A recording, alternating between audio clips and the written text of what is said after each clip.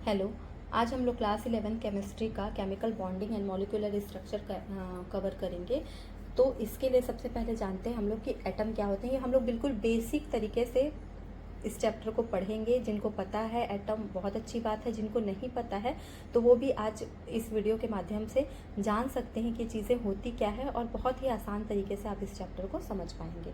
ठीक है, तो एटम क्या होता है। एटम जो होता है वो स्मॉलेस्ट यूनिट होता है किसी भी मैटर का। ठीक है, जिसमें उस एलिमेंट की केमिकल प्रॉपर्टी होती है। जैसे सपोज अगर एग्जांपल लेंगे हम लोग, अगर हम लोग एक चौक लेते हैं ना, और चौक को अपन क्रश करते जाते हैं, क्रश करते हैं, तोड़ते हैं तोड़ते हैं तोड़ते हैं तो वो टूटते जाता है। एक लास्ट टाइम पे एक पार्टिकल उसका ऐसा आएगा जो कि क्रश नहीं होगा, जो बहुत पाउडर फॉर्म में अपन को मिलता है। तो वो जो होता है उसमें उसकी वो होता है एटम, उससे मिलके वो चौक बना है और उसमें उसकी केमिकल प्रॉपर्टी मिलती है। तो ये होता है बेटा एटम। ठीक है, नॉर्मल कंडीशंस जो होती है ना, उसमें कोई भी जो एटम है वो एग्जिस्ट नहीं करता, इंडिपेंडेंटली एग्जिस्ट नहीं करता। मतलब उसमें कुछ ना कुछ ऐड रहेगा साथ में, खाली नोबल गैसेस को छोड़ के। नोबल गैसेस क्या होती हैं, तो जो ग्रुप आपका होता है ना, ग्रुप 18 की जो गैसेस होती है ना, इनको नोबल गैसेस बोलते हैं। क्यों बोलते हैं नोबल गैसेस?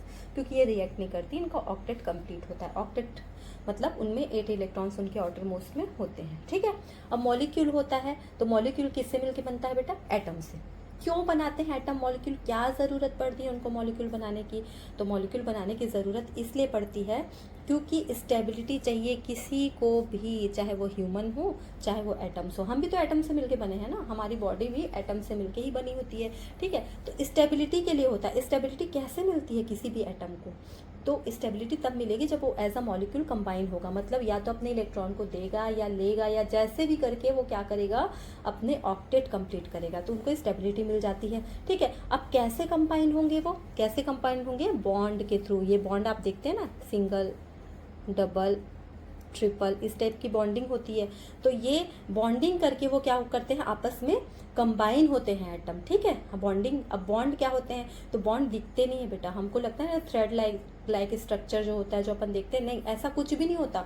बॉन्ड सिर्फ क्या है, एटम्स के बीच में एक फोर्स ऑफ अट्रैक्शन होता है, जिससे वो आपस में क्या हो जाते हैं, कंबाइन हो जाते हैं। तो उसको अपन बॉन्ड कहते हैं। ठीक है, एटम्स कंबाइन होते हैं फोर्स ऑफ अट्रैक्शन से। फोर्स ऑफ अट्रैक्शन क्यों होगा? क्योंकि एक नेगेटिव चार्ज और एक पॉजिटिव चार्ज, जो अपोजिट चार्ज है ना ये, तो अपोजिट चार्ज क्या करते हैं, एक दूसरे को अट्रैक्ट करते हैं, और इस अट्रैक्शन के थ्रू क्या होती है, बॉन्डिंग होती है, जिसमें इलेक्ट्रॉन या तो दे दिया जाता है, या ले लिया जाता है, या शेयर किया जाता है। ये भी अपन आगे पढ़ेंगे टाइप्स ऑफ बॉन्डिंग में। लेकिन आप इतना जान लीजिए कि जो बॉन्ड होते हैं वो क्या होते हैं, ओनली ये क्या है, फोर्स ऑफ अट्रैक्शन है एटम्स के बीच में। ठीक है, अब कुछ इंपॉर्टेंट चीज़ देखते हैं। देखो, एटम्स जो होते हैं ना, सारे एटम से कंबाइन नहीं होते। जैसे किसी से भी किसी को कंबाइन कर दिया, नहीं। एटम्स होते हैं वो कुछ स्पेसिफिक एटम से ही कंबाइन होंगे आपस में। ठीक है, किसी से भी नहीं जुड़ते बेटा। ये इनकी भी कुछ प्रायोरिटीज है जो दूसरा एटम पूरा करेगा, तभी आपस में कंबाइन होंगे। ठीक है, और मॉलिक्यूल्स होते हैं, उनके भी कुछ स्पेसिफिक शेप होते हैं, किसी भी शेप में नहीं मिलेंगे ये। इनके भी कुछ स्पेसिफिक शेप होंगे जो सेटिस्फाई होंगे। ठीक है, तो ये दो चीज़ आप लोग। तो मॉलिक्यूल्स के फॉर्मेशन के लिए कुछ थियोरीज दी गई। ठीक है, तो इसमें फर्स्ट है कॉसेल लुईस अप्रोच, जो 1916 में आया। ठीक है, अब बच्चों ये जो है ना, ये क्लासिकल थ्योरी पे बेस्ड थी। क्यों? क्योंकि उस समय जो बोहर की थ्योरी चल रही थी, और क्वांटम अप्रोच उस समय नहीं आया था। अपन बोहर की थ्योरी आपने पढ़ी होगी प्रीवियस क्लासेस में। इसमें क्या होता है बच्चों, देखिए, जैसे आपने एक रूल पढ़ा है 2 8 8 18 18 32। ठीक है, ये रूल पढ़ा है, मतलब पहले 2 इलेक्ट्रॉन जाएंगे, फिर 8 जाएंगे, फिर 8, फिर 18, फिर 18, फिर 32। ये रूल आपने प्रीवियस क्लासेस में 9 10 में पढ़ा होगा। ठीक है, तो हम लोग सबसे पहले देखिए कॉसेल लुईस अप्रोच में एक्चुअली में होता क्या है। सबसे पहले क्या होता है बच्चों, जैसे आप सभी को इलेक्ट्रॉनिक कॉन्फ़िगरेशन करना आई होप आता होगा। अगर नहीं आता होगा तो मैं नेक्स्ट वीडियो में आप लोगों को बता दूंगी। जिनको आता है अच्छी बात है, जिनको नहीं आता है वो आगे सीख लेंगे। ठीक है, तो देखिए, सबसे पहले अगर अपन सोडियम को लेते हैं, सोडियम का जो इलेक्ट्रॉनिक कॉन्फ़िगरेशन यहाँ पे लेते हैं अपन। ठीक है, सोडियम का सबसे पहले क्या होता है, एटॉमिक नंबर जो क्या होता है वो होता है 11। ठीक है, 11 को अपन यहाँ पे डिस्ट्रीब्यूट करेंगे जब इलेक्ट्रॉन्स को उसके, तो 1s2 2s2 2p6 3s1, इस टाइप से इसके इलेक्ट्रॉन का डिस्ट्रीब्यूशन होगा। जब बोहर की जो थ्योरी थी उसके हिसाब से अपन क्या करते थे, इलेक्ट्रॉन को इस तरह से डिस्ट्रीब्यूट किया जाता था। KL, MN इस टाइप के सब शेल्स में इलेक्ट्रॉन्स जाते थे, ये आपको पता है। तो जैसे पहले वाले में 2 इलेक्ट्रॉन गया, फिर उसके बाद फिर 2 इलेक्ट्रॉन गया, फिर 6 गया, फिर 1, लास्ट वाले 3s में कितना गया, 1 गया।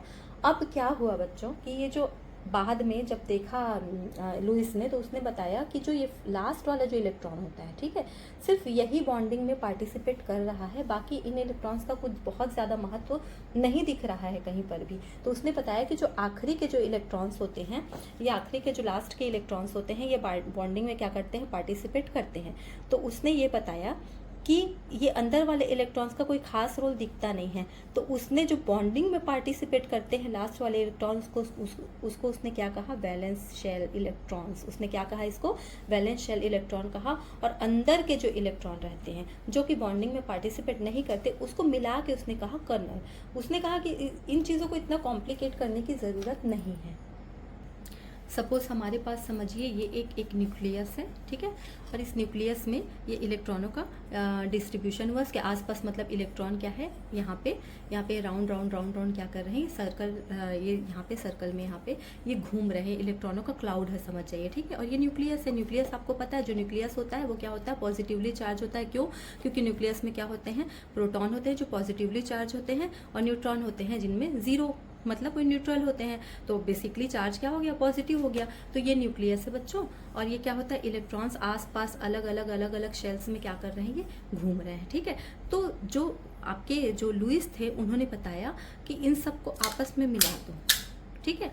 और ये आपस में जब मिल गए तो उसको उन्होंने कहा कि ये सारे जो अंदर के हैं ये कर्नल हैं, मतलब जो कि बॉन्डिंग में पार्टिसिपेट नहीं करते। और ये जो बाहर वाला जो कि बॉन्डिंग में पार्टिसिपेट करेगा, जिसके इलेक्ट्रॉन बॉन्डिंग में पार्टिसिपेट करेंगे, इसको इन्होंने क्या कहा, इसको इन्होंने वैलेंस शेल इलेक्ट्रॉन्स कहा। आई होप आप लोगों को क्लियर हो गया होगा, ठीक है। तो ये अंदर का जो हिस्सा था ये क्या हो गया, सारे ये कर्नल कहलाए। और बाहर के जो इलेक्ट्रॉन जो बॉन्डिंग में पार्टिसिपेट करेंगे वैलेंस शेल इलेक्ट्रॉन कहलाए। इसको बहुत ध्यान से समझिएगा, क्योंकि वैलेंस शेल इलेक्ट्रॉन से ही आगे का आपके जो कॉन्सेप्ट है वो क्लियर होंगे, ठीक है। तो अब उन्होंने ये बताया, ठीक। अब उन्होंने एटम्स के 2 पार्ट बताए, मतलब ए फर्स्ट कर्नल हो गया और सेकंड वैलेंस शेल हो गया, ठीक है। इस तरह से उन्होंने इस जो कॉम्प्लिकेटेड जो चीज़ थी उसको उन्होंने कोशिश किया कि उसको आसान तरीके से आगे बढ़ाया जाए, ठीक है। अब वैलेंस इलेक्ट्रॉन क्या होते हैं, तो इसका कई बार डेफिनेशन भी पूछता है। तो वैलेंस इलेक्ट्रॉन होते हैं in the formation of a molecule only the outer shell electrons take part in the chemical combination that is called valence shell electron. मतलब किसी भी मॉलिक्यूल के फॉर्मेशन में सिर्फ आउटर शेल के इलेक्ट्रॉन है वो भाग लेंगे, ठीक है। तो जैसे कि ये Na का ये वाला इलेक्ट्रॉन दिख रहा है ना आपको लास्ट में, मतलब ये 3s1 वाला इलेक्ट्रॉन, तो यही पार्टिसिपेट करेगा, इसलिए ये इसका वैलेंस इलेक्ट्रॉन हो गया, ठीक है। अब इस चीज़ को और अच्छे तरीके से बताने के लिए लुइस ने अपना और कुछ स्ट्रक्चर बताए उन्होंने। तो वैलेंस इलेक्ट्रॉन को और अच्छे तरीके से समझाने के लिए लुइस ने लुइस डॉट स्ट्रक्चर दिया। लुइस डॉट स्ट्रक्चर में क्या करते हैं बच्चों, हम लोग डॉट डॉट डॉट डॉट करके किसी भी जो आपका एटम होता है उसके आउटर मोस्ट इलेक्ट्रॉन, जिसको अपन वैलेंस इलेक्ट्रॉन बोलते हैं, उसको अपन शो करते हैं। जैसे क्लोरीन क्या होता है बच्चों, क्लोरीन जो है ये कौन से ग्रुप का एलिमेंट है, तो ये ग्रुप 17 का एलिमेंट है। ग्रुप 17 मतलब जिसको अपन फ्लोरीन फैमिली बोलते हैं। फ्लोरीन फैमिली में आता है, बहुत ही इलेक्ट्रोनेगेटिव जो एलिमेंट है वो उसमें मिलते हैं, ठीक है। तो क्लोरीन जो है ये ग्रुप 17 का एलिमेंट है, चूँकि इसलिए इसके आउटर मोस्ट में कितने इलेक्ट्रॉन मिलेंगे, 7 इलेक्ट्रॉन मिलेंगे। और ये 7 इलेक्ट्रॉन इसके क्या कहलाएंगे बच्चों, वैलेंस इलेक्ट्रॉन, ठीक है। तो हमने क्या किया, लुइस डॉट स्ट्रक्चर में क्या होता है, लुइस ने बताया कि उस वैलेंस इलेक्ट्रॉन को आप डॉट डॉट से शो करेंगे, 1 2 3 4 5 6 7, ठीक है। इनको जनरली पेयर में शो किया जाता है, और जो अकेला बचता है उसको अकेले शो करते हैं, ठीक है। तो अब उन्होंने इसको लुइस डॉट स्ट्रक्चर या लुइस सिंबल भी बोल सकते हैं, ठीक है। तो अब हम लोग कुछ जो भी एटम्स हैं आपके, जो भी एलिमेंट्स हैं पीरियोडिक टेबल में, उसमें कुछ का लुइस सिंबल का रिप्रेजेंटेशन अपन देखते हैं। जैसे अपन देखते हैं हाइड्रोजन, ठीक है। हाइड्रोजन फर्स्ट होता है, आपको पता है, सेकंड होता है हीलियम। अब हाइड्रोजन फैमिली में कौन होता है, hydrogen, lithium, sodium, potassium. Then beryllium family में beryllium, magnesium, calcium, boron, aluminium, gallium, ये थर्ड बोरॉन फैमिली है, फिर carbon family, nitrogen, oxygen, fluorine and then helium की फैमिली। ठीक है, अब देखते हैं बच्चों, देखो ये मैंने ऐसी रफली बना लिया है, बाकी आप अपनी कॉपी में अच्छे तरीके से इसको लिख सकते हैं साफ सुथरे तरीके से। ठीक है, अब ये जो 1 इलेक्ट्रॉन दिख रहा है आपको, ये 1 डॉट दिख रहा है, मतलब ये इसके आउटर मोस्ट में कितने इलेक्ट्रॉन है, 1 इलेक्ट्रॉन है। ठीक है, सेम हीलियम में भी उसी फैमिली का है, सोडियम भी उसी फैमिली का है और पोटेशियम भी उसी फैमिली का है, तो सब में 1 1 1 1 1 है। बेरिलियम में 2 दिख रहा है आपको, मैग्नीशियम में भी 2, कैल्शियम में भी 2। वैसे बोरॉन फैमिली में 3, कार्बन फैमिली में 4, नाइट्रोजन में 5, ऑक्सीजन में 6, फ्लोरीन वाली फैमिली में 7। और ये क्या है, नोबल गैसेस। नोबल गैसेस क्या होती है, बेसिकली ये साधु संत होते हैं।